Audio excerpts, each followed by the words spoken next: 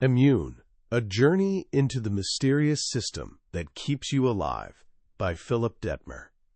Picture yourself waking up with that all-too-familiar feeling, a scratchy throat, maybe a runny nose. Nothing dramatic, just annoying enough to make you grumble as you drag yourself into the shower, mildly irritated at the universe for this small inconvenience. But here's what you don't realize. While you're standing there, feeling sorry for yourself under the warm water, something absolutely extraordinary is unfolding inside your body. An epic war has erupted. Foreign invaders are tearing through your tissues, slaughtering hundreds of thousands of your cells, and in response, an ancient, silent army is mobilizing. Complex battle strategies are being coordinated across vast distances. Intricate communication networks are lighting up, dealing swift death to millions, perhaps billions, of enemies. And you're just standing there, complaining about your sore throat. This hidden universe, this relentless battle for your survival, is the work of your immune system. And for most of us, it might as well be magic. We think of it as some vague, mysterious force that sometimes works and sometimes doesn't, like trying to predict the weather with a broken barometer. But what if understanding this system is actually one of the most fascinating adventures you could ever embark on? What if it's not just a bunch of cells doing their thing, but an epic story of survival, betrayal, and staggering intelligence that's been billions of years in the making? Today, we're diving deep into the remarkable book, Immune, A Journey into the Mysterious System That Keeps You Alive, by Philipp Dettmer, the genius behind the wildly popular YouTube channel Kurzgesagt in a nutshell.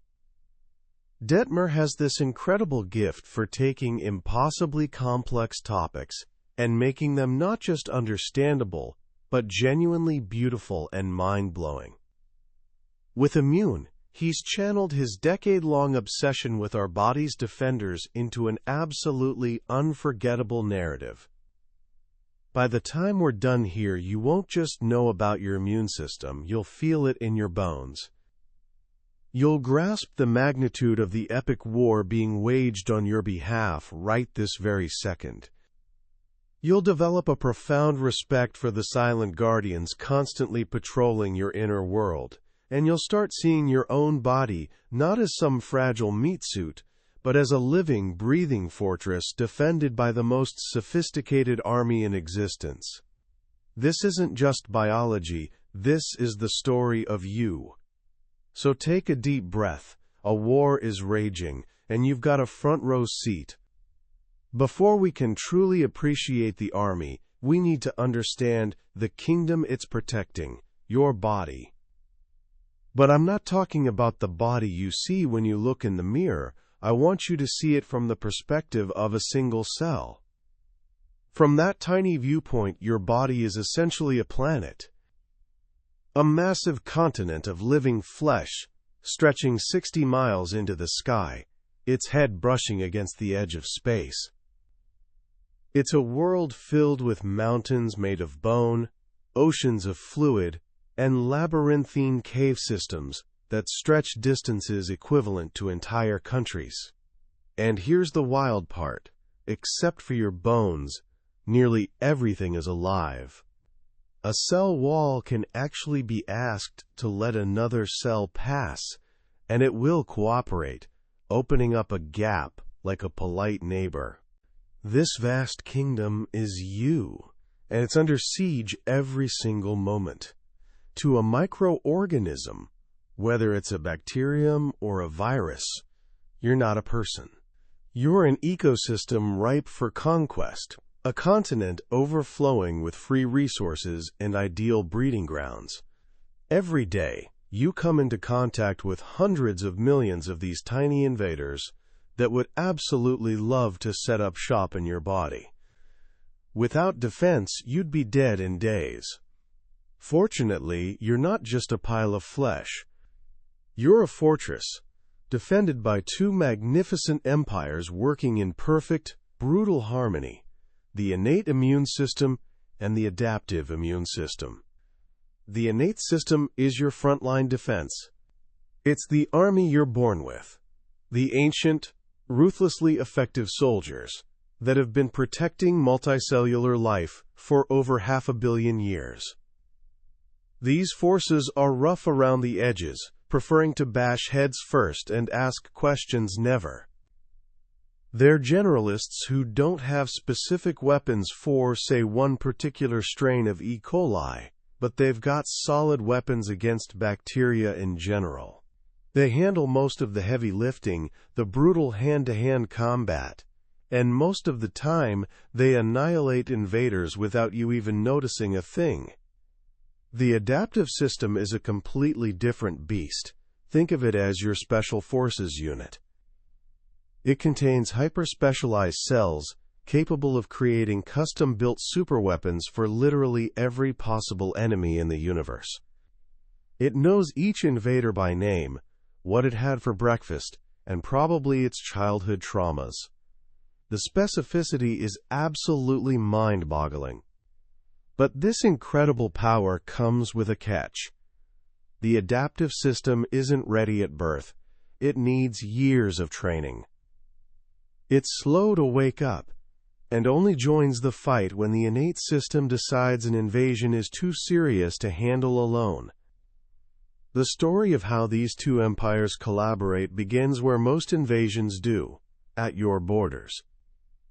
The most obvious border is your skin, but it's so much more than just a simple wall. The book brilliantly calls it the desert kingdom of the skin, and that's perfect. From a bacterium's perspective, your skin is a harsh, dry, salty desert covered in a thin film of acid. It's constantly shedding its outer layers, roughly 40,000 dead skin cells every single second, so any microbe that manages to grab hold is quickly discarded like yesterday's trash.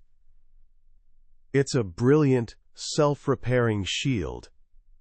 But even the greatest shield has its weaknesses. Imagine you're hiking through the woods. You step on a rotten board, and a long, rusty nail punches through the sole of your shoe and pierces deep into your big toe. For you, it's painful and annoying. A few choice words might escape your lips. But for your cells, their entire world has just been obliterated by a metal asteroid. The nail tears a massive hole through the skin's defenses, and it brings along hundreds of thousands of unwelcome passengers, bacteria from the soil and dirt, who suddenly find themselves in absolute paradise. The world inside your body is warm, wet, and loaded with helpless civilian cells and free nutrients everywhere. These bacteria have zero intention of leaving. They start multiplying immediately. Your body has other plans. The dying cells scream in terror, releasing chemical panic signals called cytokines that alert the first responders of the innate immune system. Sentinel cells that had been peacefully patrolling the area are immediately drawn to the disaster site. Enter the macrophages. If an average cell were the size of a human, a macrophage would be roughly the size of a black rhino. And trust me, you don't want to mess with a black rhino. Their name literally means great eater, and eating is exactly what they do best. Within seconds of arriving, the chaos throws them into an absolute rage. They violently hurl their massive bodies at the bacteria, stretching out octopus-like arms to grab the panicked invaders. Once a macrophage gets its grip on a bacterium, game over. The bacterium is pulled inside, swallowed whole, and dissolved alive in a prison of acid. But the wound is catastrophic. The damage is overwhelming.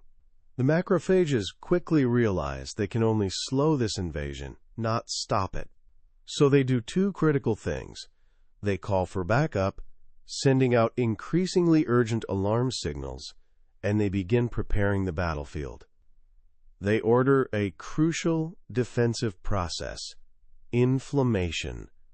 You know this as swelling. The macrophages command your blood vessels to dilate, letting warm fluid rush into the battlefield like a dam breaking open.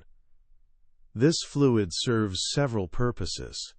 It puts pressure on nerve cells, sending pain signals screaming to your brain to alert you that something's wrong.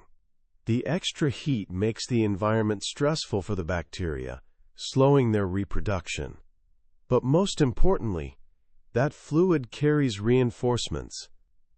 Backup is already racing to the scene. In your blood, thousands of another type of warrior have heard the desperate cries for help. These are the neutrophils. If the macrophage is a black rhino, the neutrophil is, as the book so perfectly puts it, a chimp on cocaine with a terrible temper and a machine gun.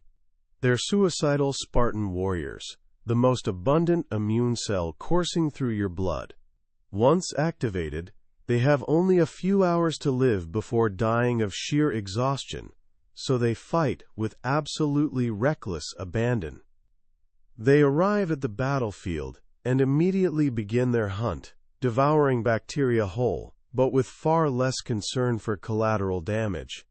Stopping the invasion is all that matters. They can shower enemies in granules of acid that literally rip them apart. And in their most dramatic move, some will make the ultimate sacrifice. A neutrophil can actually explode its own DNA, casting it out like a wide, sticky net covered in toxic chemicals. These nets trap and kill bacteria, essentially sealing off the battlefield and making it nearly impossible for the invaders to escape. But the flood of fluid from inflammation brings yet another weapon, a silent, invisible army of killers that saturates every fluid in your body, the complement system. This isn't an army of cells at all. It's an army of about 30 different types of tiny proteins.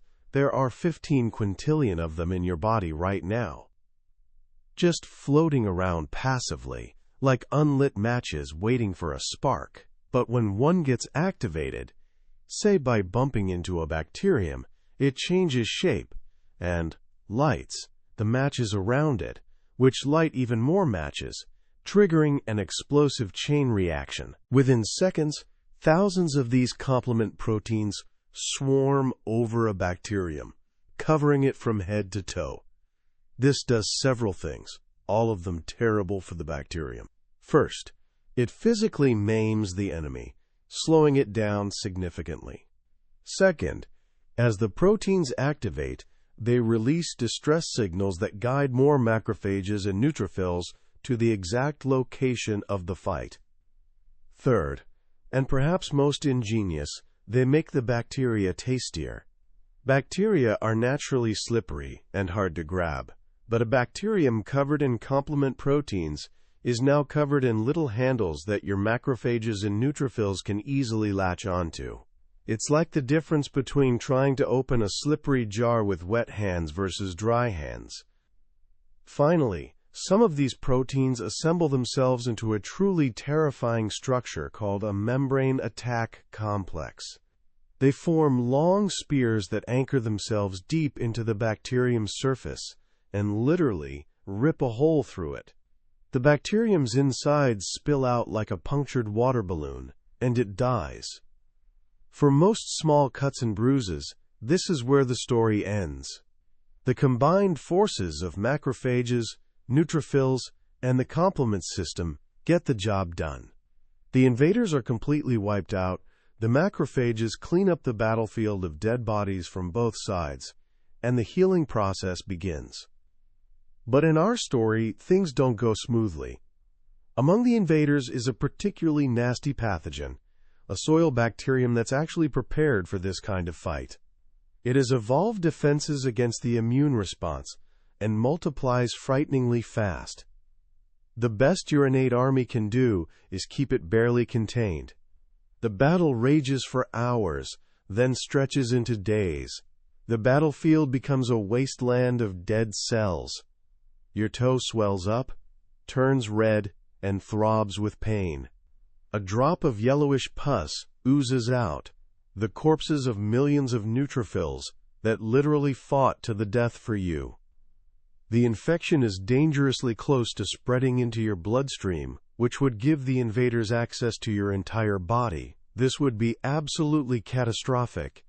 The first line of defense is crumbling. It's time to wake up the Second Empire.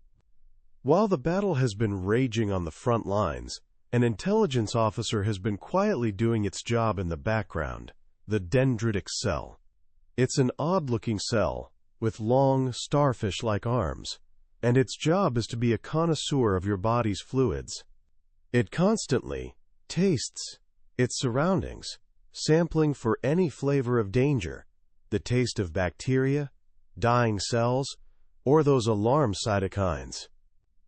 When the nail struck, the dendritic cell was jolted by the chaos and immediately began collecting samples. It swallowed enemies not to kill them, but to analyze them thoroughly. It broke them down into pieces, identifying exactly what kind of enemy was attacking. After a few hours, its internal timer ran out. It stopped sampling and left the battlefield. Its destination, the great intelligence centers of the immune system, the lymph nodes. The dendritic cell has transformed into a living snapshot of the battlefield, an information courier on a critical mission to deliver its findings to the adaptive immune system. This is the moment everything changes. The journey to the lymph node takes about a day. Lymph nodes are like massive dating platforms where the innate system meets the adaptive system. Here, the dendritic cell begins its search for one very specific partner. You see, your adaptive immune system has a secret weapon that seems genuinely impossible. It already has a specific defense prepared for every possible enemy that has ever existed, or will ever exist. Right now, inside your body, there's at least one cell that's a perfect weapon against the Black Death, any variant of the flu, and even the first pathogenic bacteria that will emerge on Mars in 100 years. It maintains the largest library in the known universe. How is this remotely possible? Your body doesn't have billions of genes to code for billions of different weapons. Instead, it does something absolutely brilliant. It takes a relatively small number of gene fragments and randomly mixes and matches them, like a chef with only a few dozen ingredients, who somehow creates millions of completely unique recipes. This process, called recombination, generates billions of different unique receptors. Each of your adaptive immune cells, your T cells and B cells, is born with one of these unique receptors, able to recognize one specific antigen, one unique piece of an enemy. But this creates a genuinely terrifying problem. What if one of these randomly generated receptors happens to recognize you? A protein on your own heart cells or your skin cells? This would lead to an autoimmune disease, where your own army turns its weapons against you. To prevent this nightmare, every T cell must graduate from the most brutal university in existence, the murder university of the thymus. The thymus is an organ in your chest, and this is where young T cells receive their education. They go through a series of increasingly brutal tests. The final exam is devastatingly simple. Can the T cell recognize self? Teacher cells in the thymus present the young T cells with all the different proteins that make up your own body. If a T cell's receptor connects to any of them, if it recognizes self, it's immediately ordered to kill itself. Only 2 out of every 100 students survive this training. The graduates form an elite force, an army with billions of different weapons, none of which will ever harm the kingdom they're sworn to protect. These are the cells the dendritic cell is desperately searching for. Back in the lymph node, the dendritic cell, now covered in pieces of the enemy, goes from T cell to T cell, literally rubbing its body against them. It's searching for the one T cell out of billions that has the perfect receptor to match the antigen it's carrying. This is where another critical layer of security comes into play. T cells are incredibly picky eaters. They will only recognize an antigen if it's presented to them on a very special molecule, the MHC class II molecule. The book brilliantly describes this as a hot dog bun. The antigen is the wiener. A T-cell will never recognize a wiener that's just floating around randomly. It has to be properly served in a bun by a professional antigen-presenting cell like the dendritic cell. When the dendritic cell finally finds the right T-cell, the two lock together like perfect puzzle pieces. But even this perfect match isn't enough. The dendritic cell must give a second signal, a confirmation, what the book calls a gentle kiss, to tell the T-cell this is absolutely real, the danger is legitimate.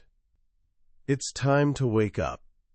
Once activated, the T-cell, which we now know as a helper T-cell, doesn't immediately rush to the battlefield. Its first job is replication. It begins cloning itself, dividing over and over again. 1 becomes 2, 2 become 4, 4 become 8. Within hours, there are thousands of identical copies. This clone army then splits into two distinct groups. The first group travels directly to the battlefield. They're not fighters themselves, they're commanders. They arrive at your infected toe, where the macrophages are exhausted and barely hanging on. The helper T-cell approaches a tired, beaten-down macrophage and whispers a message using special cytokines. A massive jolt of energy shoots through the macrophage. Its exhaustion vanishes, replaced by a hot, white-hot fury. It enters a battle frenzy it could never achieve on its own, and throws itself back into the fight with terrifying intensity.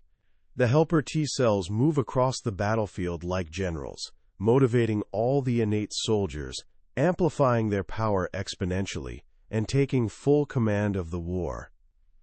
The second group of helper T-cell clones remains in the lymph node to activate the final and most devastating weapon, the B-cells. B-cells are your living weapon factories. Like T-cells, they're born with a unique receptor for a specific antigen, but their receptors have a special superpower. When a B-cell is fully activated, it transforms into a production facility, vomiting out thousands of copies of its receptor every single second. These free-floating receptors are what we call antibodies. Activating a B-cell is the most complex dance in the entire immune system, requiring what's essentially two-factor authentication. First, the B-cell must be activated by the innate system. It sits in the lymph node, bathing in the fluid streaming in from the battlefield. If it happens to grab onto an antigen from a dead bacterium, especially one covered in those complement proteins, it receives a low-level activation signal. It starts cloning itself and producing some basic, low-grade antibodies. But this is just a preliminary response. To be truly awakened, it needs confirmation from the adaptive system. It needs to meet an activated helper T-cell. Here's where the genius really shines through. The B-cell, after grabbing its antigen, swallows it whole, breaks it down into smaller fragments, and presents those pieces in its own hot dog buns, those MHC class II molecules. The activated helper T-cell, which was activated by the dendritic cell carrying pieces of the same enemy, now encounters the B-cell. If the T-cell recognizes the antigen the B-cell is presenting, it gives the B-cell its crucial second activation signal. Only now, after this absurdly specific sequence of events, is the B-cell fully activated. It undergoes a dramatic transformation, swelling to almost double its original size, becoming what's called a plasma cell, and it begins producing the most powerful, precisely targeted antibodies imaginable, your biological sniper rifles. But it gets even more impressive. The B-cells that get activated now enter a remarkable process of refinement. They begin purposefully mutating the genes for their antibodies, creating slightly different variations. They are fine-tuning their weapons in real time, like a blacksmith perfecting a blade. The B cells with improved antibodies, the ones that bind even more tightly to the enemy, get more encouragement from the helper T cells. The ones that produce inferior versions are abandoned and left to die. Through this process of natural selection happening inside your body, you engineer the perfect weapon for this specific enemy. About a week after the initial injury, these superweapons finally arrive at the battlefield. Millions upon millions of perfectly engineered antibodies flood into your infected toe. They swarm over the bacteria like an unstoppable tide, grabbing onto them with their crab-like pincers.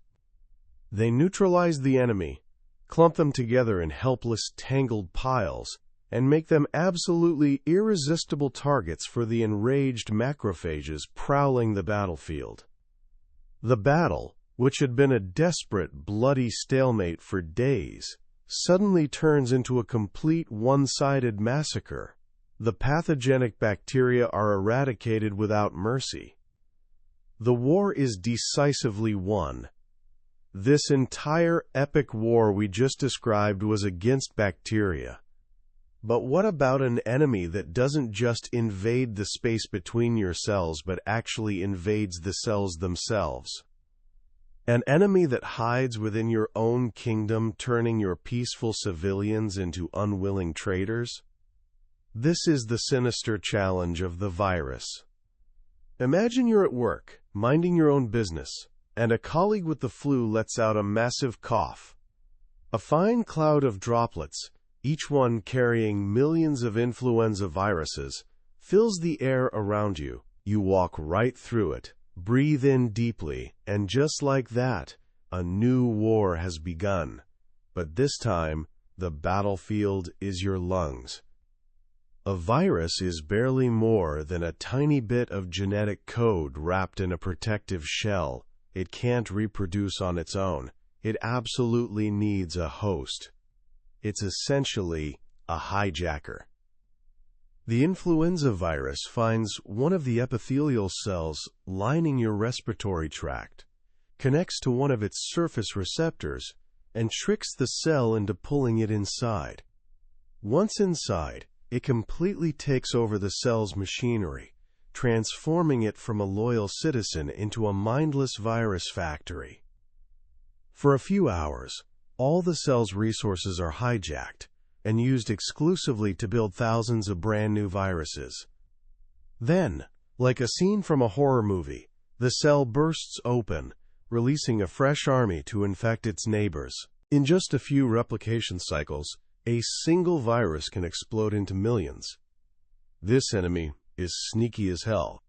Your macrophages and neutrophils can't attack what they can't see.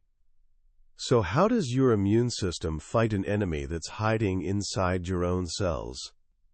It relies on a completely different type of warfare. The first defense comes from the infected cells themselves. Once a cell realizes it's been invaded and compromised, it releases a special emergency cytokine called interferon. Interferon molecules act as a warning signal to all the neighboring cells. When a healthy cell detects interferon in its environment, it immediately goes on high alert. It barricades its doors and shuts down its own protein production. If a cell isn't building proteins, it can't build virus proteins even if it gets infected. Interferon literally interferes with the virus's ability to spread, buying the immune system precious, crucial time.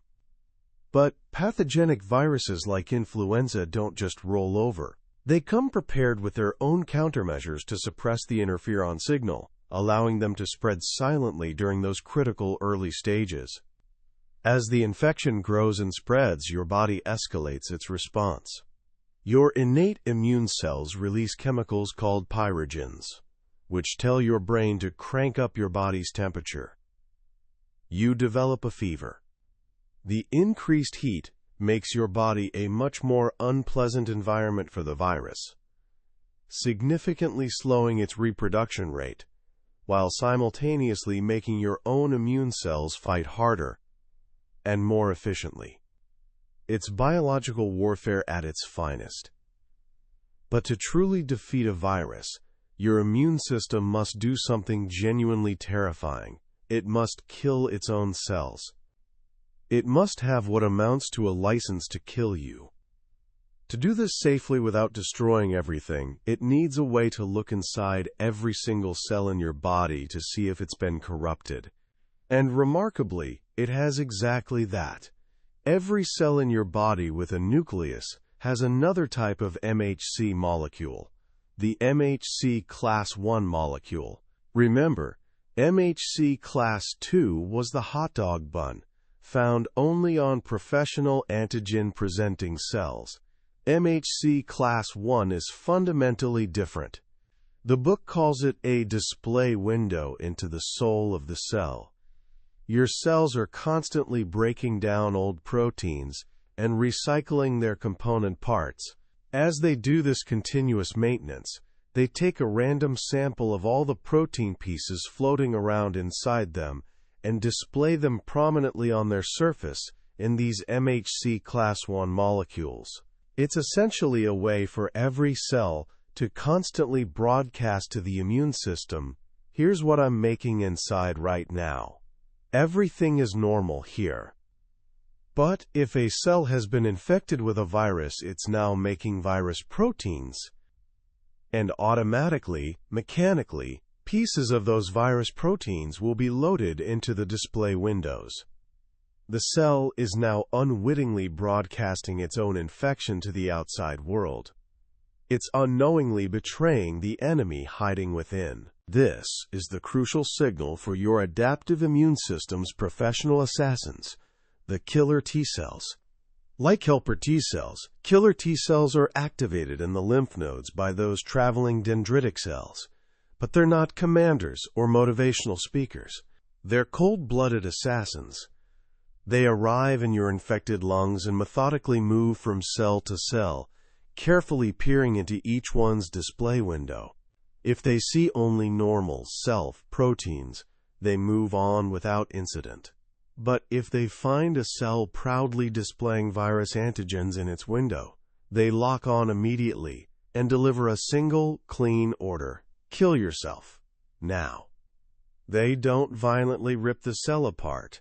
That would release all the newly made viruses inside. Instead, they trigger something called apoptosis, a controlled, neat, clean suicide.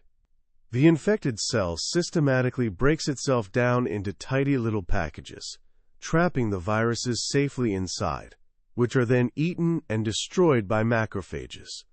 Killer T cells are serial killers in the best possible way, moving efficiently from one infected victim to the next, methodically clearing the infection cell by cell. But what if a virus evolves to get even smarter? What if it somehow forces the infected cell to destroy its own display windows? To completely hide from the killer T cells? Your immune system has an answer for this too. A creepy, relentless inquisitor from the innate immune system, the natural killer cell. Natural killer cells don't look for the presence of something wrong. They look for the absence of something right. They patrol your body checking for one thing and one thing only. Does this cell have proper display windows? A healthy cell has thousands of them broadcasting proudly. If a natural killer cell sees them, it receives a calming, stand-down signal and moves along peacefully. But if it encounters a cell that has hidden or destroyed its display windows, it receives no calming signal whatsoever. And here's the terrifying part. Its default state is kill. Without that calming signal, it immediately orders the suspicious cell to commit suicide. It's a beautifully simple and devastatingly powerful strategy. Killer T cells hunt for cells showing the wrong identification. Natural killer cells hunt for cells showing no identification at all. There's literally no escape. This is how a viral infection gets completely eradicated. A magnificent symphony of chemical warfare from interferons. A system-wide fever cranking up the heat. The targeted assassinations carried out by killer T cells. the relentless inquisitions of natural killer cells, and the neutralizing power of those precision antibodies, all coming together in perfect coordination. The virus is utterly overwhelmed from every angle, the battle is decisively won. And then something truly magical happens. Your immune system remembers. After an infection is completely cleared, most of the T cells and B cells that fought in the battle will actually kill themselves. Their job is finished. But a select few remain behind. They become memory cells. These are living memories of the war. Dormant sleeper agents that will patrol your body for years, sometimes for your entire life. If that same enemy ever dares to show its face in your body again, these memory cells will awaken instantly.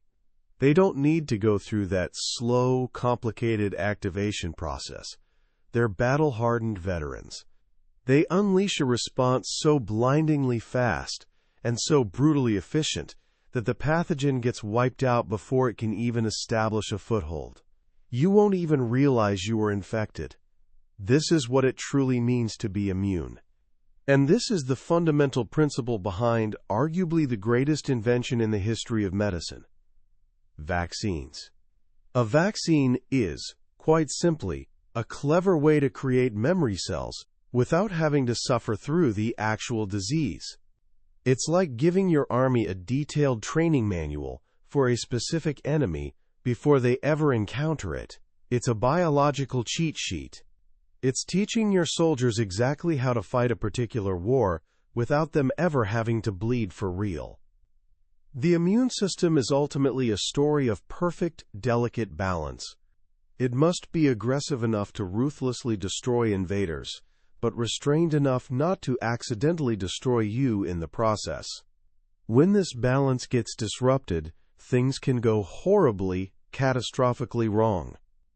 When it becomes too aggressive, it can lead to allergies, where your immune system mounts a full-scale, unnecessary war against completely harmless things like pollen or peanuts.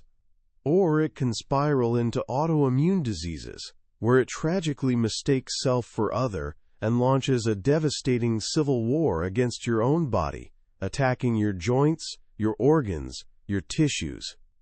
And when it's too weak, or when an enemy is clever enough to specifically target the immune system itself, like the HIV virus, which ruthlessly attacks the helper T cells, the very commanders coordinating the adaptive army, the entire fortress can collapse catastrophically, leaving you completely defenseless against a world absolutely teeming with threats.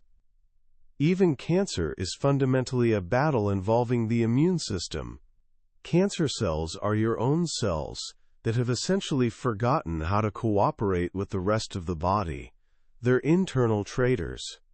Most of the time, your immune system, especially your natural killer cells and killer T cells, successfully finds and eliminates these rogue cells before they can form a dangerous tumor. But sometimes, a cancer cell evolves to become smart enough to hide from or even actively suppress the immune system. It escapes detection, and a new, internal war begins. From the first innocent scratch on your knee as a child to the very last breath you'll take, this silent, beautiful and violent symphony is constantly playing inside you. It's the fundamental reason you're alive right now. It's the story of life itself, written in the microscopic language of cells and proteins, an epic tale of a war that literally never, ever ends. As we bring this journey to a close, what's the profound lesson that Philipp Dettmer leaves us with in Immune? For me, it's a dramatic shift in how we see ourselves. The book teaches us that the immune system isn't something you can simply boost, like a video game character's stats. It's something that needs to be balanced. The goal isn't a stronger immune system. It's a wiser, more balanced one. Homeostasis, that perfect, stable equilibrium, is the true hallmark of genuine health. The snake oil salesman everywhere want you to believe you can supercharge your defenses with a magic pill or some exotic powder. But as we've learned through this journey, an overactive immune system is just as dangerous, if not more so in many cases, than an underactive one. Allergies, autoimmune diseases, those deadly cytokine storms, these are all examples of an army that's lost its discipline and sense of proportion. So what can we actually do to help? The book's answer is refreshingly simple and perhaps a little bit humbling. The absolute best thing you can do for your immune system is to live a genuinely healthy lifestyle and then get out of its way. A balanced, nutritious diet provides the essential resources your billions of cells need to function and replicate properly. Regular exercise promotes healthy circulation, allowing your cellular soldiers to move freely and efficiently throughout your internal kingdom. And managing stress is absolutely critical, because chronic stress releases hormones that actively suppress your defenses, essentially telling your army to stand down right before an invasion. But there's a deeper, more philosophical takeaway here that resonates with me. The next time you feel sick, when you catch a cold, or get the flu, or even just get a small cut, I want you to try something different. Instead of just feeling annoyed and sorry for yourself, take a moment, close your eyes, and actually visualize the incredible, epic drama unfolding inside your body at that very moment. Picture those macrophages, those charging rhinos of your inner world, ruthlessly devouring invaders. See the neutrophils casting their heroic, suicidal nets across the battlefield. Imagine the silent, explosive cascade of the complement system swarming over enemies, and feel a genuine sense of gratitude for this magnificent army that fights and dies for you every single day, without ever once asking for thanks or recognition. This book fundamentally changes your relationship with your own body. It transforms the experience of being sick from passive, irritating suffering into active appreciation for the absolutely stunning resilience of life. You suddenly realize you're not just a person walking around. You're a living planet, a walking universe, teeming with 100 trillion citizens, all working together in a concert of mind-boggling complexity and coordination. That was a summary of Immune, A Journey into the Mysterious System That Keeps You Alive, by Philipp Dettmer. We've explored the grand landscapes of this inner world today, but I'll be completely honest with you. A summary can only ever be a rough map. The real treasure, the real magic, is found when you make the journey yourself by reading the actual book. The true transformation happens in those quiet moments of reading, when a particular story or a simple analogy suddenly clicks in your mind and permanently changes the way you see everything around you. Consider this summary your personal invitation. If anything we've talked about today has sparked even a flicker of curiosity or filled you with a sense of wonder, I genuinely encourage you to grab a copy of the book. Reading it isn't just about passively learning facts. It's an experience that can genuinely transform your relationship with the incredible miracle of being alive.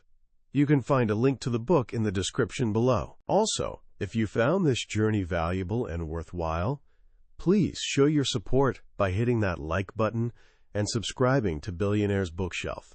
That way, you won't miss our next exploration into another, potentially life-changing book. Let's keep learning, keep growing, and keep discovering together.